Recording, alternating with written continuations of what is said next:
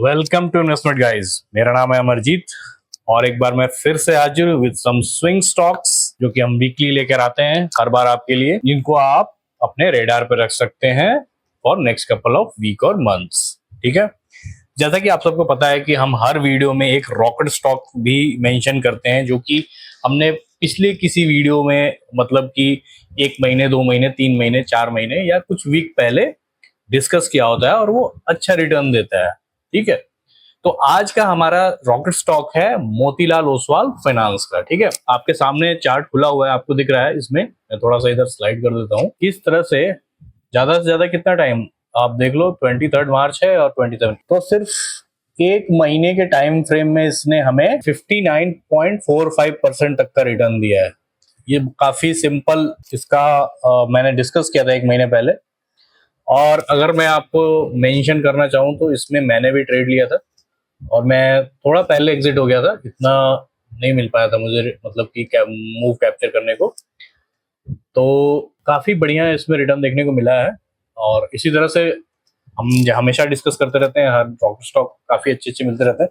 ये लेकिन काफी आउटस्टैंडिंग स्टॉक इसलिए है क्योंकि हमको सिर्फ 1 महीने में इसने 60% का रिटर्न दिया है। ठीक है, तो मैं पहले भी बताता रहता हूँ कि अगर आप मान लीजिए कि साल भर में आपने 20-25 स्टॉक 30 स्टॉक ट्रेड करते हो, कुछ स्टॉक्स आपको 10% 12% 15% देंगे, कुछ इस तरह का आउटस्टैंडिंग परफॉर्म मतलब कि रिटर्न दे सकते हैं। तो यही हमारा मकसद यही रहता है आप सबको बताने का कि आप लोगों को थोड़ा इन सबसे इंस्पिरेशन मिलता रहे ताकि आपको इंटरेस्ट आए, मतलब उसका आउटकम कितना मतलब बेहतर हो सकता है। ठीक है, तो चलिए अब एक बार देख लेते हैं जो पिछले वीक हमने स्टॉक डिस्कस किए थे उनमें कोई एंट्री बनी या नहीं बनी। अगर एंट्री बनी तो अभी तक पिछले वीक में कितना मूव आया है।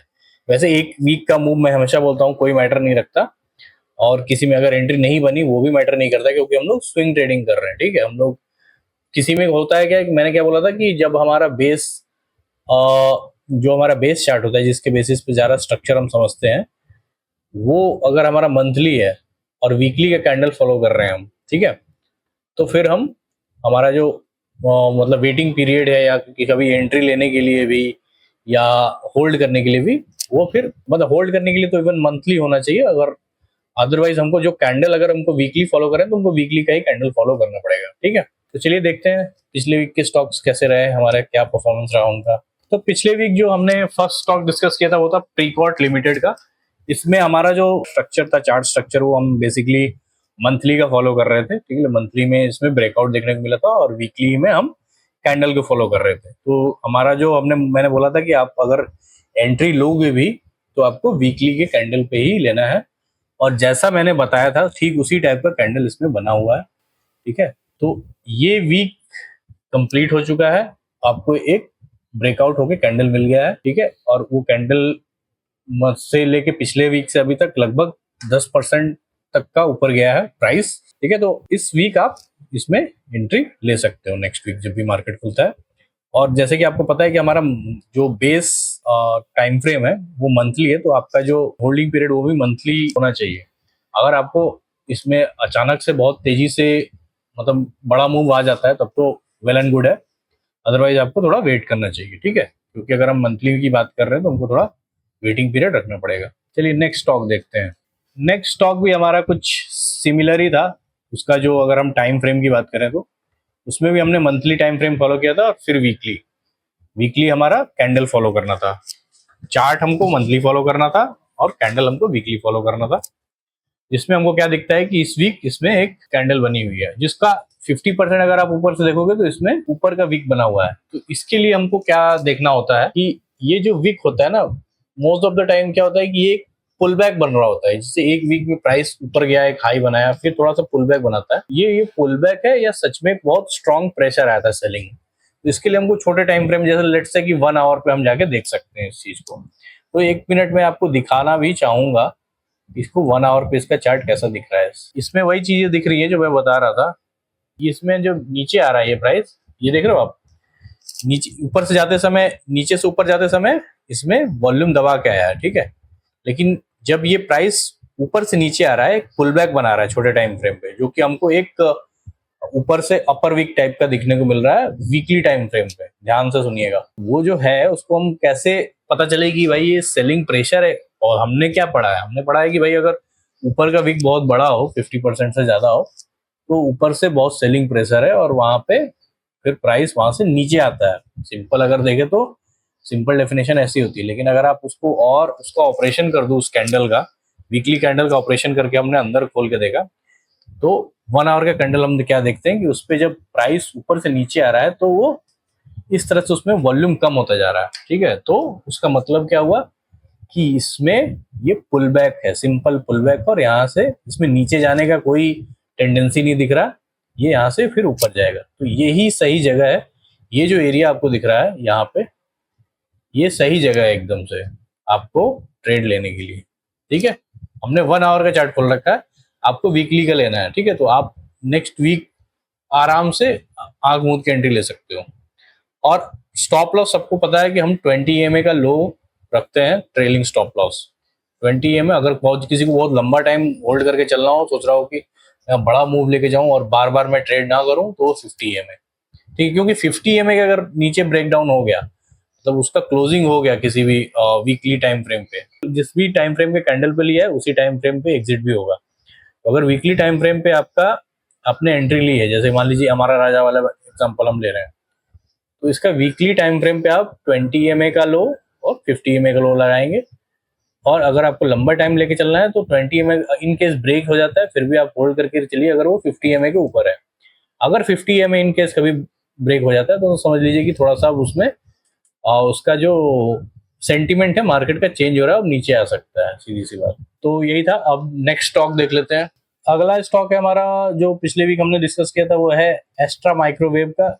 इसमें एक छोटा सा मूव देखने को मिला है और मतलब कि अपने उसके ऊपर आराम से सस्टेन कर रहा है। और इसमें अगर आप ध्यान से देखोगे तो हमको क्या देखने को मिल रहा है कि ये इसमें नीचे से बाइंग प्रेशर है। ठीक है, तो यहाँ मतलब एक तरह से अभी तो कंसोलिडेशन फेज में है यहाँ। ये जो इसने एक वो बनाया था ना यहाँ पे, ये जो कैंडल था इसका हाई बनाया था, इसको अभी ब्रेक नहीं किया है। तो नेक्स्ट वीक इसमें क्या है कि हम लोग फॉलो कर रहे हैं वीकली और डेली टाइम फ्रेम, इसलिए मैं इसमें डेली खोल के दिखा रहा हूँ। ये डेली टाइम फ्रेम है। नेक्स्ट वीक अगर आपको ये जो लेवल है आपका, मान लीजिए 720 का लेवल जो है, इसके ऊपर अगर कोई कैंडल क्लोजिंग दे देता है और वो कैंडल में अच्छा खासा, मतलब कि उसका साइज अच्छा हो, द बुलिश कैंडल हो, बुलिश एनगल्फिंग बोल सकते हैं, तो हम इसमें एंट्री बना सकते हैं। ठीक है, नेक्स्ट देखते हैं। नेक्स्ट स्टॉक हमारा धानुका एग्रीटेक। इसमें देखिए वो चीज जो मैं अभी आपको मेंशन कर रहा था, कैंडल को खोल के दिखा रहा था, वही चीज देखने वाली। ऊपर से इतना कोई देखता कि भाई 60% का विक बना हुआ है, तो कोई भी सिंपली यही अज्यूम करेगा कि भाई, और इसमें मैं ये 1 मिनट डिलीट कर देता हूँ तो चार्ट आपको साफ दिखेगा। ये जो प्राइस मेजर करने के लिए लगाया ना हमने, इसको मैं एक बार डिलीट कर देता हूँ।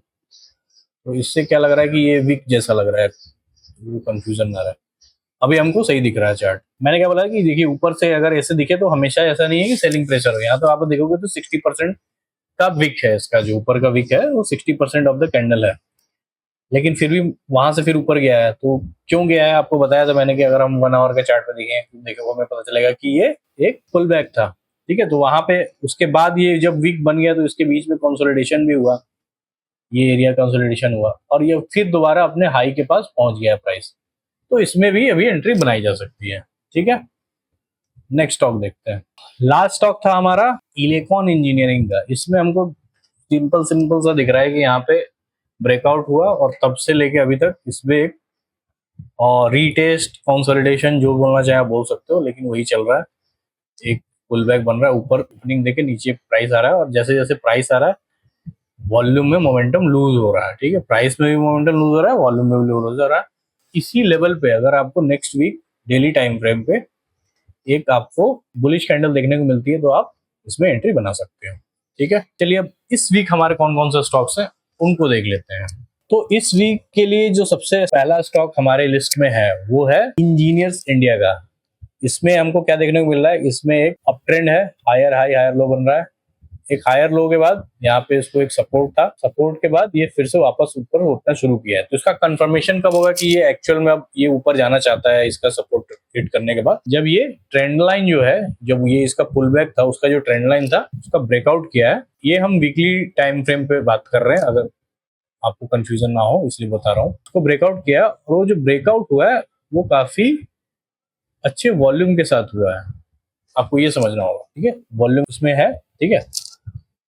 ये वीकली टाइम फ्रेम पे, तो हमको वीकली टाइम पर ऐसा दिख रहा है, डेली टाइम फ्रेम पे भी हम देख लेते हैं कैसा दिख रहा है। क्योंकि हमारा weekly time frame base time frame है, तो हम जो ट्रेड लेंगे हम डेली के बेसिस पे लेंगे, डेली का कैंडल फॉलो करेंगे, ठीक है। इसमें हमको क्या देखने को मिल रहा है, इसमें अगर आप देखोगे तो इन्वर्टेड ये जो हेड एंड शोल्डर पैटर्न होता है ना, वो ऐसे बना हुआ है।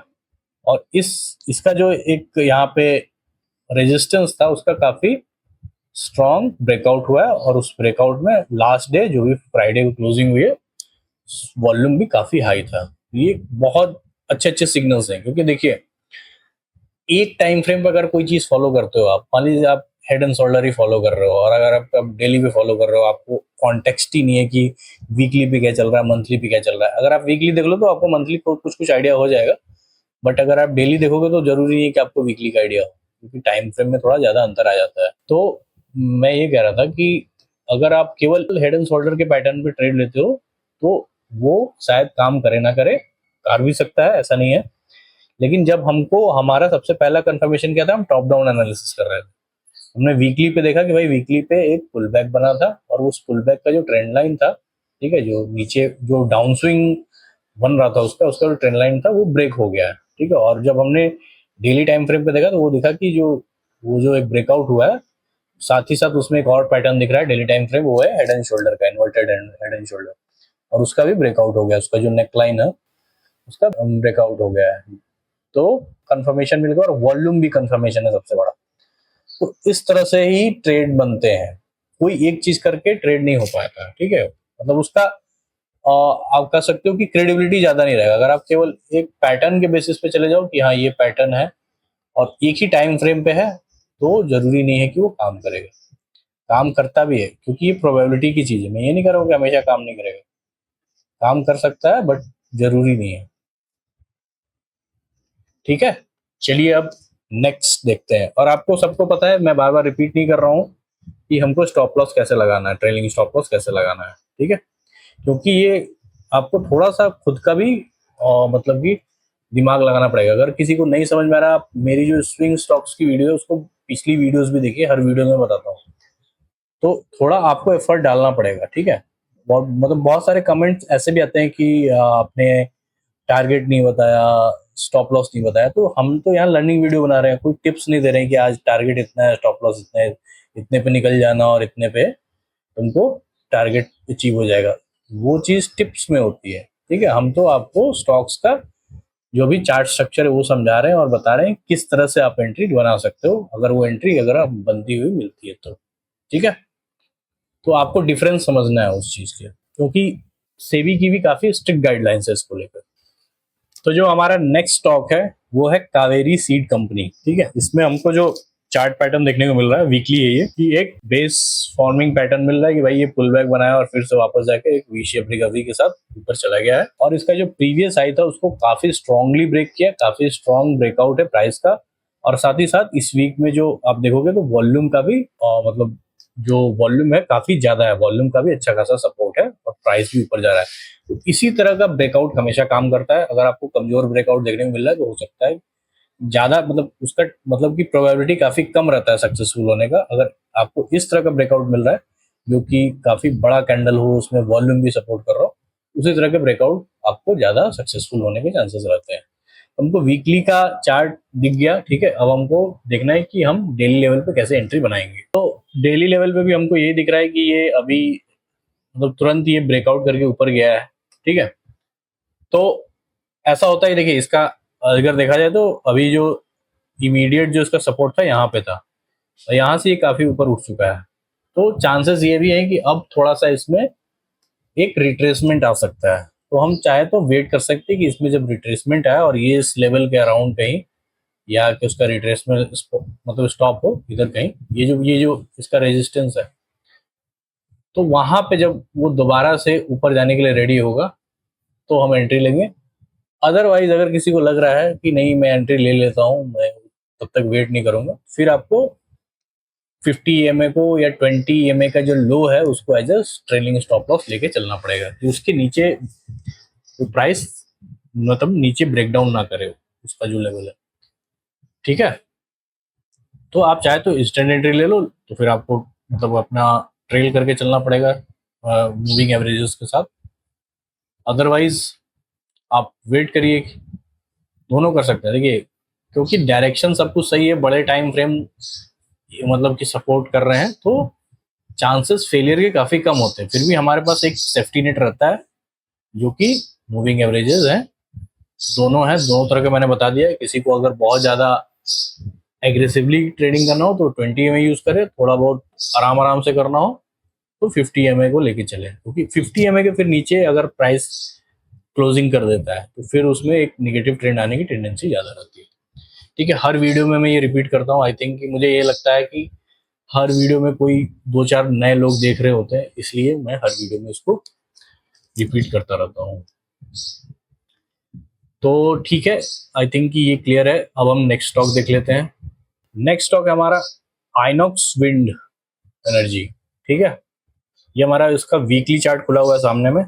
इसमें हमको क्या देखने को मिल रहा है कि इसमें एक अप ट्रेंड है जो कि हमारा हायर हाई और हायर लो बन रहा है। ठीक है, इसने इस पॉइंट पे लगभग 450 के अराउंड एक सपोर्ट लेके अपना जो प्रीवियस आई था उसको अभी रिसेंटली इसी वीक ब्रेक किया है। ठीक है, अब ब्रेक हुआ है तो उसके ब्रेकआउट के साथ साथ वॉल्यूम भी राइज हुआ है। तो वॉल्यूम के साथ ब्रेकआउट हुआ है, कैंडल भी स्ट्रांग है। और वो भी कौन सी कैंडल है? ये वीकली कैंडल है, डेली कैंडल भी नहीं है, आवरली भी नहीं है, वीकली कैंडल है।